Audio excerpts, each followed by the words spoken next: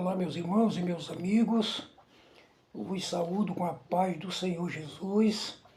Estamos aqui retornando para dar continuidade ao nosso estudo acerca da doutrina da salvação. Quero ler um texto aqui do livro de Romanos, do capítulo 8 e o versículo 15, que diz: Porque não recebestes o espírito de escravidão para outra vez estardes em temor, mas recebeste o espírito de adoção de filhos, pelo qual clamamos, Abba, Pai. Muito bem, está aqui o texto da palavra para fundamentar a nossa palavra nesta tarde. Bem, nós já temos falado sobre a justificação, falamos sobre a regeneração e hoje falaremos aqui sobre a adoção. É um ensinamento profundo, é uma benção muito grande, esta que Deus concedeu a cada um de nós. Meus queridos, nós vemos que a adoção é o ato de Deus pelo qual Ele nos recebe como filhos. É algo assim muito grande e maravilhoso. Então, nós temos o privilégio de poder desfrutar desta bênção gloriosa através da salvação que nos foi dada gratuitamente através de Jesus Cristo. Então, queridos, estas bênçãos que temos falado sobre justificação, regeneração, adoção, elas aconteceram no momento em que entregamos a nossa vida a Cristo. Foi um milagre instantâneo. Então, no momento que o pecador se rende a Jesus, ele é ao mesmo tempo justificado, regenerado, ele é também adotado como filho de Deus. Então Deus ele quis fazer isso e nós observamos que, por exemplo, no Antigo Testamento, ninguém era chamado de filho de Deus. A gente vê grandes homens, né? Grandes personagens. Por exemplo, no livro de Hebreus, no capítulo 11, ali está uma lista de muitos homens de Deus, homens de uma vida consagrada, de uma fé muito grande, todavia nenhum deles é chamado de filho no Antigo Testamento. Lá somente anjos eram chamados de filhos, a gente pode ver isto no capítulo 6 do livro de Gênesis e também lá no livro de Jó. A Bíblia fala e diz que os anjos eram filhos de Deus. Mas no Novo Testamento, agora a coisa muda, porque as bênçãos reais, as bênçãos plenas de Deus estavam reservadas exatamente para a vinda da igreja. Então é a igreja que é a depositária e é nela que Deus manifesta as suas bênçãos de maneira abundante e de maneira plena. Então a gente hoje está vivendo esse tempo em que podemos desfrutar da plenitude da bênção de Deus. No livro de João, no capítulo 1, do versículo 11 e 12, está escrito que veio para o que era seu e os seus não receberam. Ali é uma referência a Jesus, quando ele veio para salvar os judeus, que eram aqueles que aguardavam a promessa do Messias, mas os judeus não receberam. Os judeus rejeitaram a Jesus e os judeus chegaram a crucificar Jesus porque não tiveram como o Messias esperado. Mas aí o versículo 12 diz: Mas a tantos quantos o receberam, deu-lhes o poder de serem feitos filhos de Deus.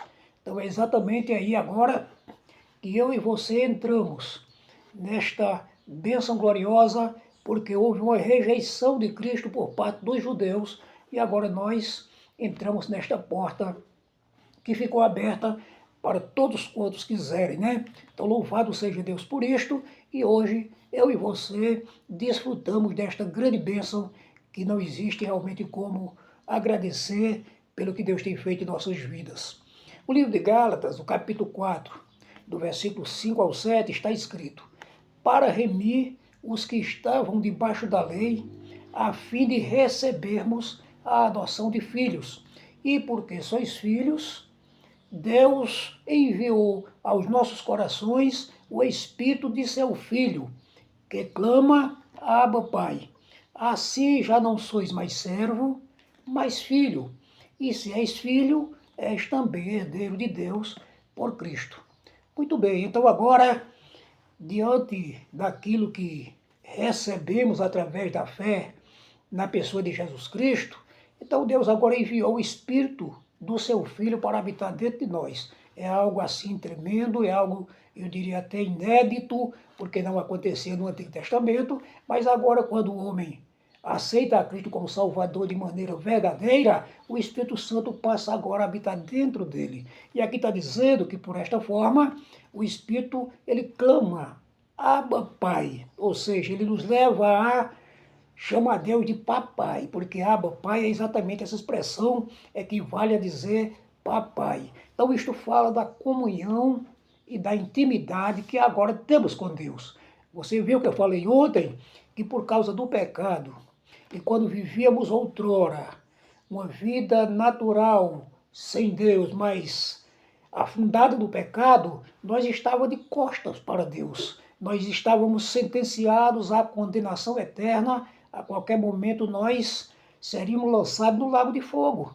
Mas agora, porque a graça de Deus nos alcançou e nós agora entregamos a nossa vida a Ele, nós agora temos esta intimidade, papai, porque Deus, ele é o nosso Pai, e você deve observar, ele é o Rei dos Reis e Senhor dos Senhores, é o Deus da glória, o Deus que criou todas as coisas, e ele é o seu Pai, ele é o meu Pai, ele é o nosso Pai. Então isto é possível por quê?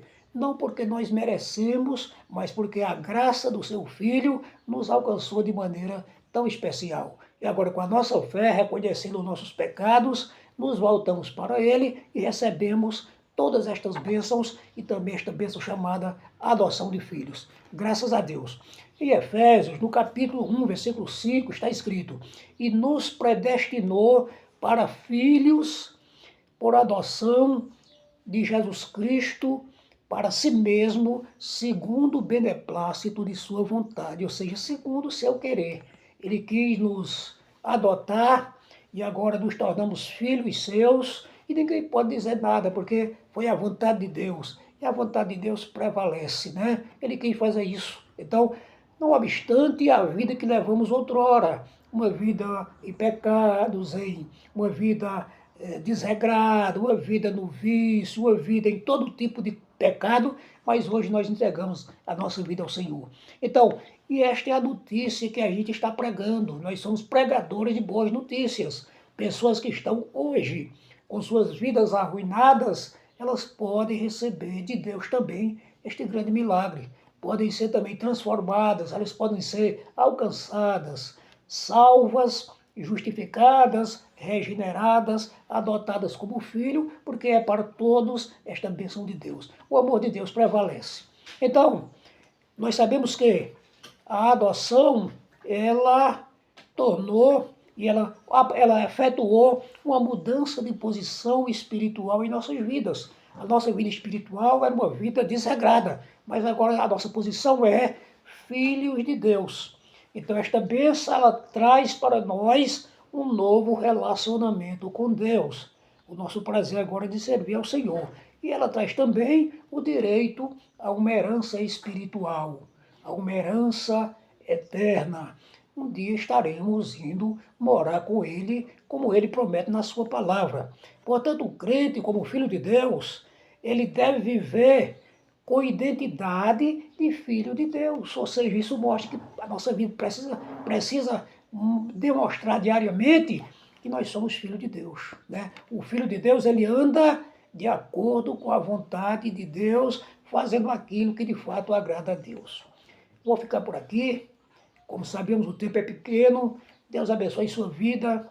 Se essa mensagem tocou no seu coração, compartilhe, né? Compartilhe essa mensagem, inscreva-se também no canal e vamos fazer com que a mensagem vá mais longe e outras pessoas também recebam o que você e o que eu já recebeu. Amém? Deus te abençoe.